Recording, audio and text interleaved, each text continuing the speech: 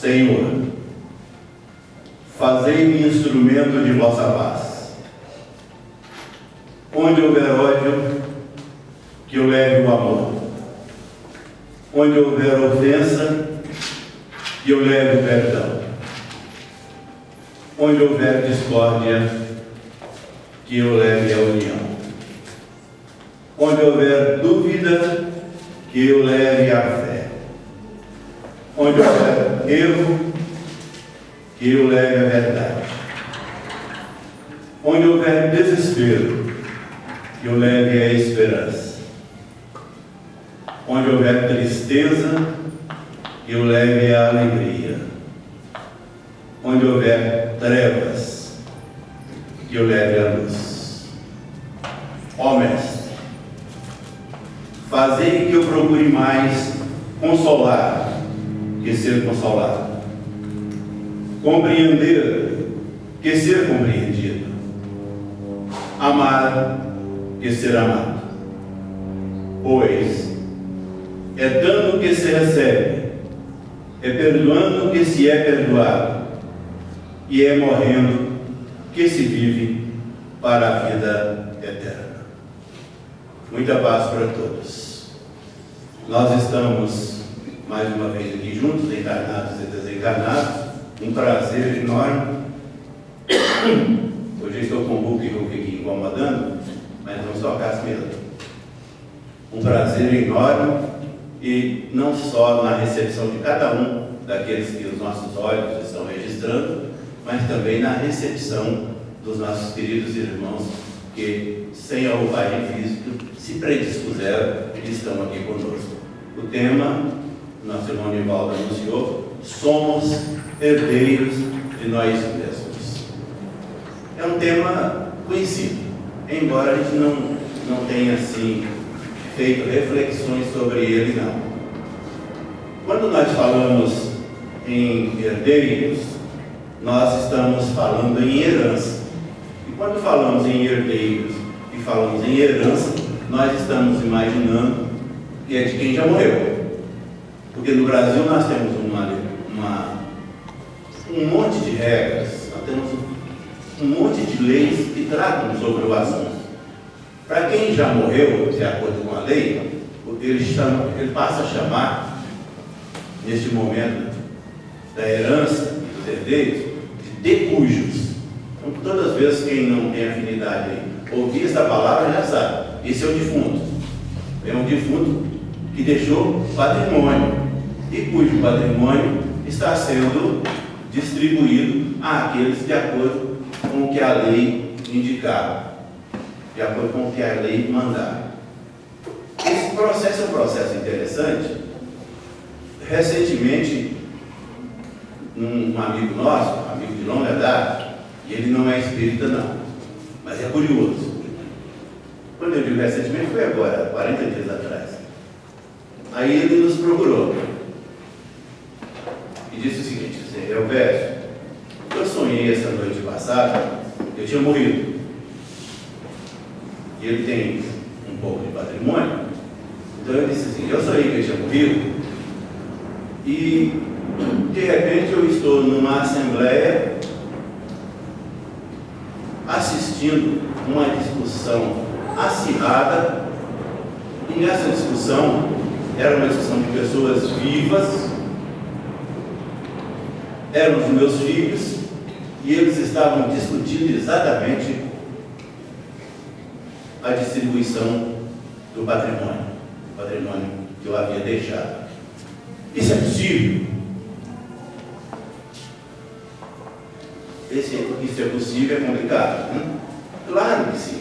Se nós estamos desencarnados, ele não desencarnou não, ele está vivinho, mas ele sonhou. Mas se nós estamos desencarnados e oferecemos condições, nós vamos participar de um monte de coisas dos dois planos. Mas eu quero resumir aqui para eu expliquei para ele que é possível isso. É possível porque as pessoas, elas estão vinculadas, ainda mais em cima de uma herança, em cima de um patrimônio que estão herdando, elas são vinculadas a um interesse que é o patrimônio. E esse interesse, às vezes, ele é conflitante, mesmo que seja caso aqui, só irmão. Mesmo que seja só entre irmãos, ele ainda pode suscitar um conflito. Mas as leis do país, elas já vão fazendo aí, encaminhando para os rumos que devem ser tomados. Nós estamos citando o exemplo, porque no nosso caso aqui, nós não estamos falando de herança de decúbito, não.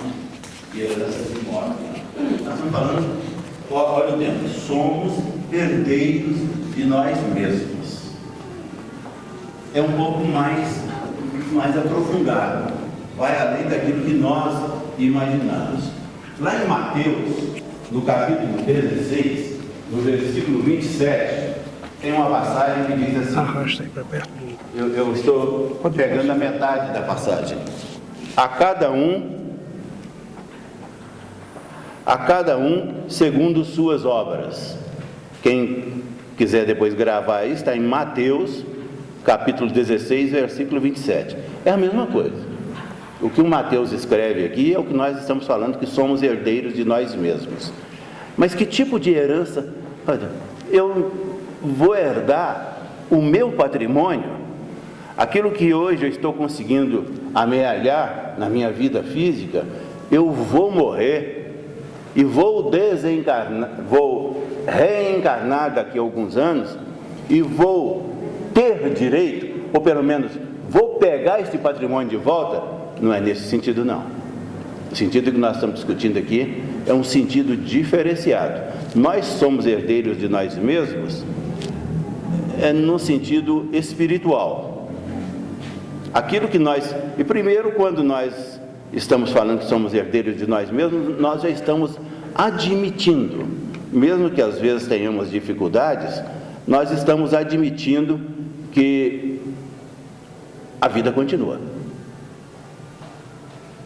E no hoje, no agora, nós estamos já herdeiros do minuto passado, da hora passada, do dia passado. Ou seja, o Espírito, ele não abandona a sua bagagem, ele vai carregá-la. E herdeiro de nós mesmos é neste sentido. Então imaginamos quando estamos exercitando os nossos sentimentos na nossa vida aí fora, que é uma vida às vezes muito atribulada, às vezes muito agitada, às vezes é uma vida um pouco mais calma, às vezes é uma vida pacata, mas neste instante que estamos vivenciando o dia a dia, os minutos, as frações de segundos, nós já estamos elaborando o nosso futuro. Tem um ditado que diz assim, e aqui mesmo na tribuna de vez em quando a gente fala isso, assim, eu não tenho como mergulhar no meu passado, mesmo que ele me incomode. Às vezes eu olho para trás e verifico que lá neste passado, estou falando de um passado recente, para não ter que entrar na bagagem espiritual. Mesmo que esse passado recente não esteja tão recente assim, mas o cérebro, a memória, está fazendo com que ele seja vivenciado, e eu olho para trás e verifico que se tivesse de viver de novo aquele passado no presente, faria diferente. Porque alguns dos pontos que foram vivenciados lá, eles continuam incomodando a consciência. É neste sentido que nós estamos discutindo a herança aqui. É neste sentido que nós estamos falando que somos herdeiros de nós mesmos. Não é no sentido do patrimônio físico, da conta bancária. Não, é no sentido dos valores da alma, daquilo que nós lá atrás fizemos e o resultado, o reflexo, ele veio para o futuro. Então estamos dizendo assim, eu não tenho como retornar a minha vida passada para chegar lá e mudar de lugar as pedras que estão me incomodando, que estão incomodando a minha consciência. Isso nós não temos como. E às vezes, na oportunidade anterior que estivemos aqui, nós mencionamos isso rapidamente. Nós ainda falamos assim, é porque o futuro só a Deus pertence. Não, o futuro pertence a cada um de nós. a todos nós. Porque no momento que eu não posso ir lá no passado para remover os obstáculos, ou para remover as grosserias, ou para remover o ódio que porventura em um momento de desequilíbrio eu pude vivenciar, eu não posso ir lá mas magoei, no mínimo criei constrangimento para o meu semelhante. Eu posso rogar a Deus, a Jesus, que me perdoe pelas indelicadezas, pelas dificuldades, mas isso é muito pouco, porque o perdão ele requer um pouco mais de compreensão.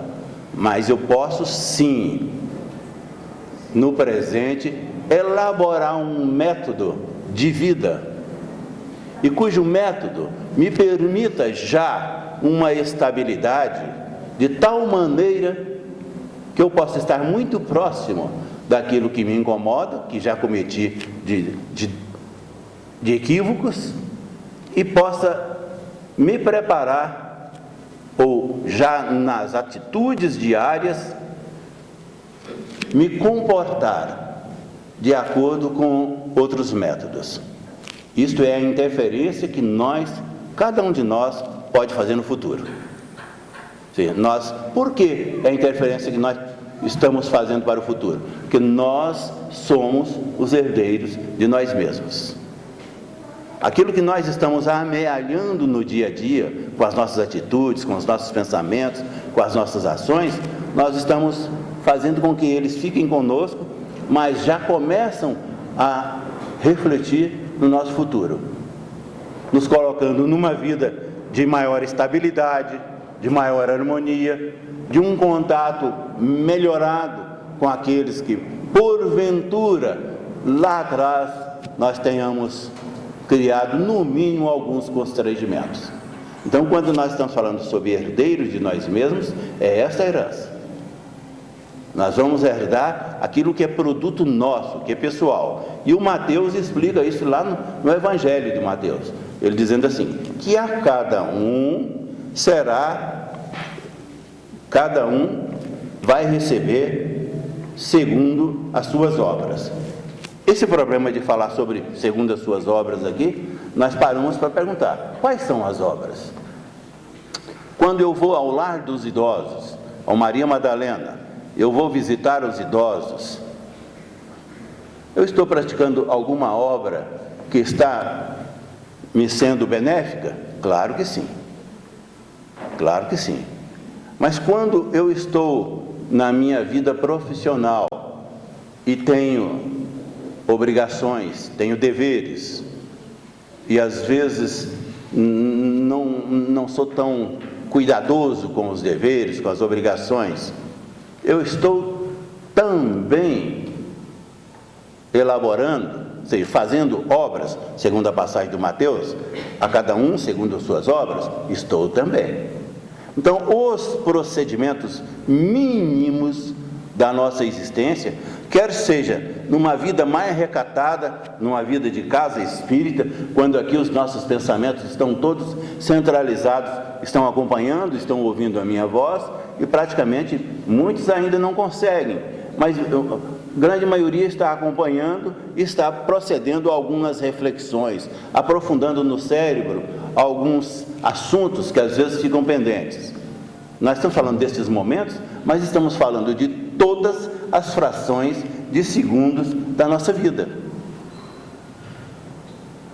Então nós somos herdeiros de nós mesmos, mas nesse sentido, nós vamos herdar os reflexos, os resultados das nossas próprias ações. O que as nossas ações, onde elas estiverem colocadas, nós aí estaremos. É a alma, nós não temos como fugir disso aí.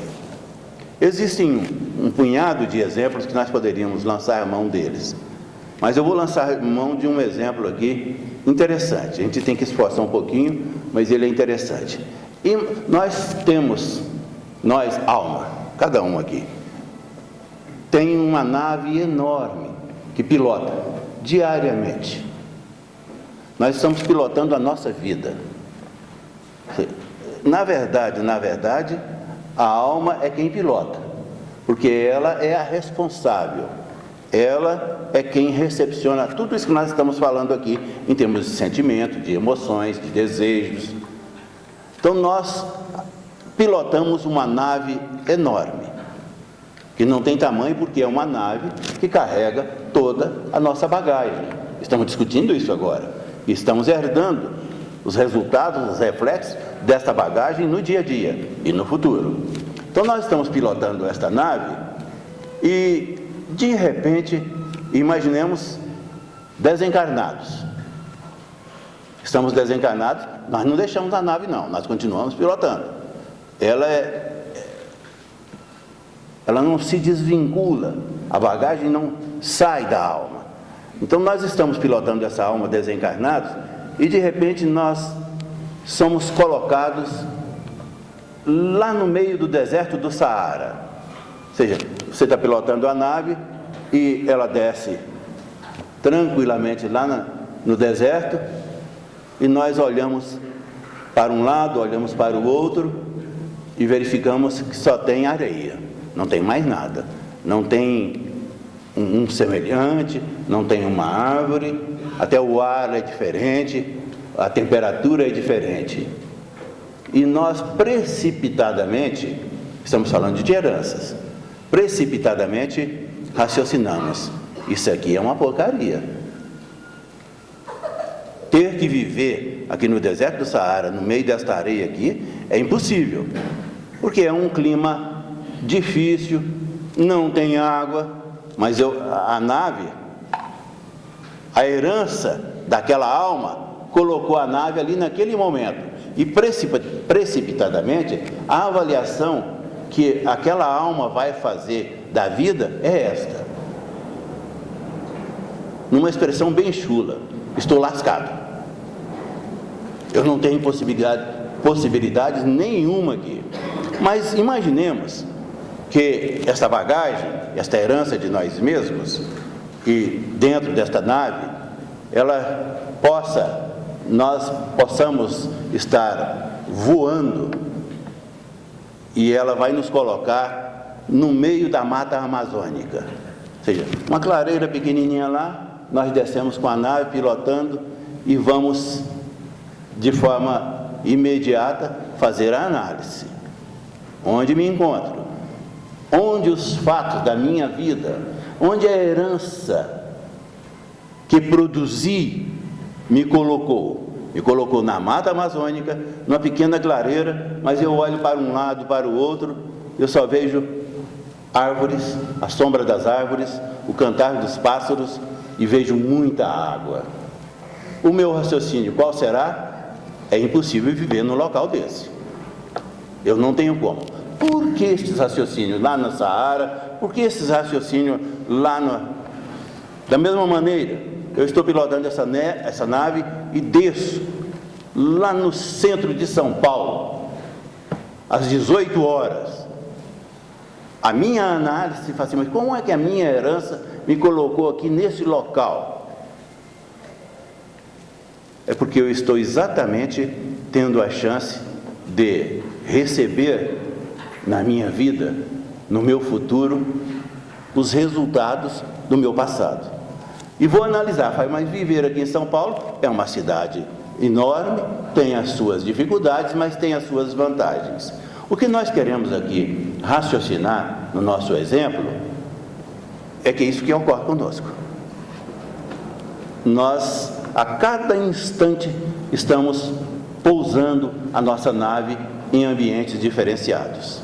Nós utilizamos o exemplo aqui de quem está desencarnado, mas passemos o exemplo para quem está encarnado, mais intenso ainda. A cada momento, a cada fração de segundos, nós estamos pousando com esta nave num determinado ambiente, cujo ambiente, ele não,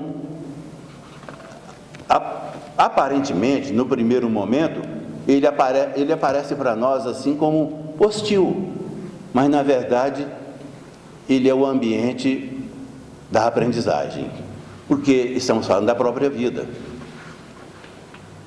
E não tem, em momento algum, razão para que nós desprezemos a vida o dia a dia, os minutos, as frações de segundos, como grandes lições, como enormes lições, todos os dias.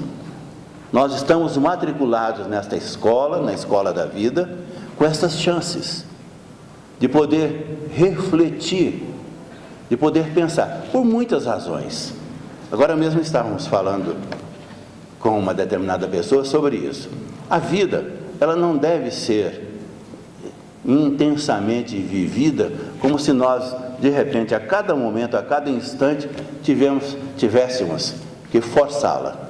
Ela é natural. Por que ela deve ser natural? Vivenciada de forma natural. Porque quem cria a vida é Deus.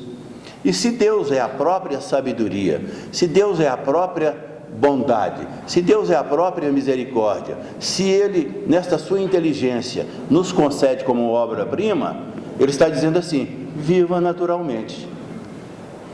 Não há necessidade de que nós nos precipitemos nas conclusões, mesmo que aparentemente, em determinados momentos, a nossa herança não seja tão positiva. A nossa herança não nos deixa avaliar o deserto do Saara e enxergar lá, como algumas pessoas enxergaram no deserto, a possibilidade de construir uma bela de uma cidade, com todo o conforto de um ocidente. Às vezes nós não temos nós não carregamos conosco esta herança, mas a própria vida nos conduz ao processo de aprendizado, que é um processo natural, sem grandes esforços. Apenas vamos nos conduzir. Isso é fácil? Não, não é. Não é fácil, porque nós refletimos alguns momentos que hoje vivemos numa sociedade muito intensa, e claro que não vamos discutir as faixas etárias, mas uma sociedade com muitos indicativos. Tantos são os indicativos de futuro que nós não temos aqui a possibilidade de imaginarmos. Olha, daqui 10 anos, aqui o planeta, não estamos falando de Brasília não, o planeta Terra será dessa forma ou dessa forma. Nós não temos. Nós estamos nas fases mesmo de aprendizado. Mas a vida não perde a sua naturalidade. Ela continua de forma natural para ser vivenciada de forma natural. Nós é que pessoalmente, e aí estamos falando das heranças, nós é que pessoalmente produzimos um patrimônio, uma herança que é danosa, que nós começamos a vivenciar, primeiro ansiosos, como a vida está muito agitada, vida que nós estamos chamando do momento atual, nós ficamos ansiosos com os fatos, ansiosos com os fenômenos, mas esses fenômenos que vão ocorrendo a cada dia, eles estão conectados, e são eles que formam a própria vida. Ora, no instante que fico ansioso, eu estou produzindo para mim uma herança que não é das mais convenientes. Não só a ansiedade, mas eu tenho um outro passo à frente. Logo na frente da ansiedade, e às vezes eu posso experimentar momentaneamente, bate de vez em quando aquele vento de angústia. Sem dúvida nenhuma a gente bota o pé. É armadilha, a gente vai lá e bota o pé e passa uma hora meio angustiado, passam 2 horas. Não, naturalmente a vida não exige que você experimente a angústia, não. A angústia é uma opção. Na sua avaliação, na nossa avaliação, que nós estamos pilotando essa nave da vida, e estamos neste momento com o nosso painel repleto de assuntos que se vinculam à angústia, nós só vamos optar por esta vivência, por vivenciar a angústia, se desejarmos. Se não, Deus nem permitirá que isso ocorra. Mas mais ainda, complicando um pouco, além da angústia, além da ansiedade e além da angústia, e hoje é comum, nós vamos nos encontrar, mesmo que em pontos assim bem isolados, com um negócio chamado depressão. Mas necessariamente nós temos que nos tornarmos deprimidos, experimentar? Não. A opção ainda continua sendo pessoal. É claro que muitos estão raciocinando e falando assim: discursar é a coisa mais fácil que tem. O Elvésio está sentado numa cadeira, escreveu algumas coisas e está fazendo um discurso sobre a doutrina espírita. É mais ou menos assim mesmo. Eu me preparei, fui lá, fiz algumas pesquisas, mas se nós nos alimentarmos na nossa lealdade a Jesus, esses riscos nós não vamos correr, não. E quando estamos falando de lealdade a Jesus, nós não estamos falando de doutrina, nós não estamos falando de religião, nós estamos falando sobre alguém que é Jesus, que no momento da nossa existência veio e trouxe toda uma bagagem para que nós não tivéssemos, nos momentos mais difíceis, de fazer decisões próprias, de tomar decisões que ainda não somos competentes. Nós ainda, algumas dessas competências nós ainda não adquirimos. Nós ainda estamos fazendo um esforço enorme.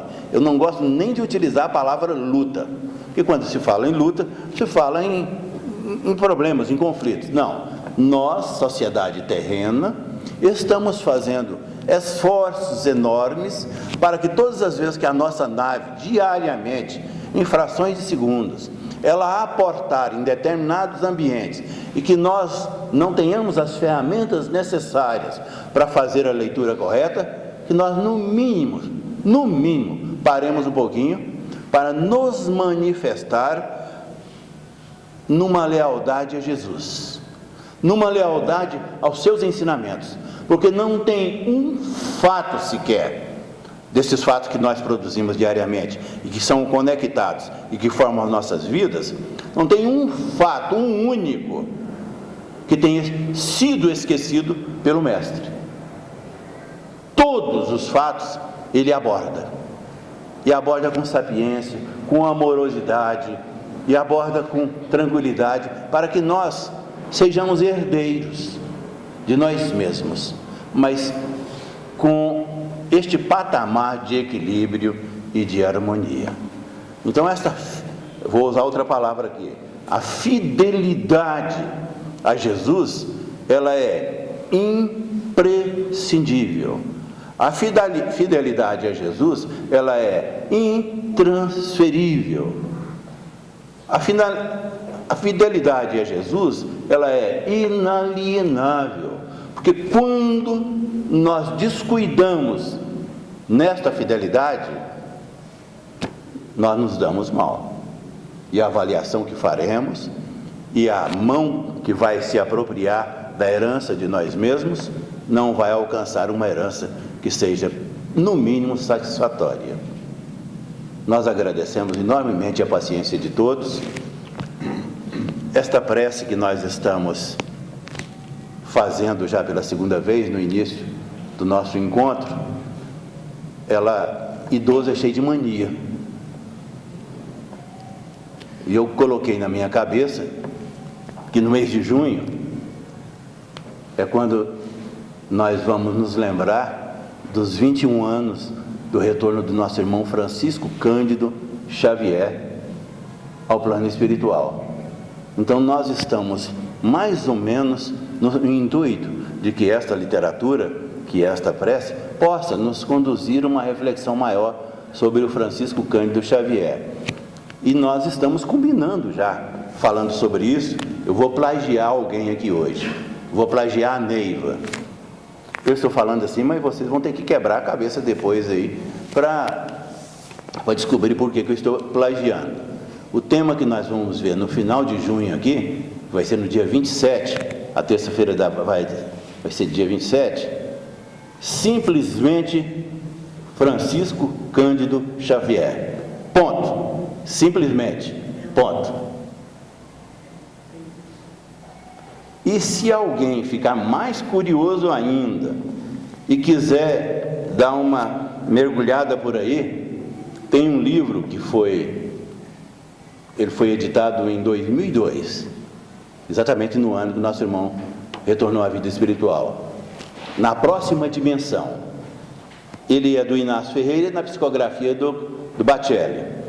E quem quiser matar saudades e já se inteirar um pouco da nossa palestra, daquilo que será no dia 27, lá no capítulo 7, o livro, vou repetir o título, Na Próxima Dimensão, capítulo 7, ele é de 2002, ele fala exatamente sobre o assunto que nós estamos falando agora, mas de uma maneira diferenciada, porque se trata de Francisco Cândido Xavier, da herança que o nosso irmão Francisco Cândido Xavier, se somos herdeiros de nós mesmos, ele também, da herança que ele se apropria dela nessa vida e naquele instante que se desliga, e como ele se desliga, e como os fatos vão ocorrendo após o seu desligamento do seu corpo físico.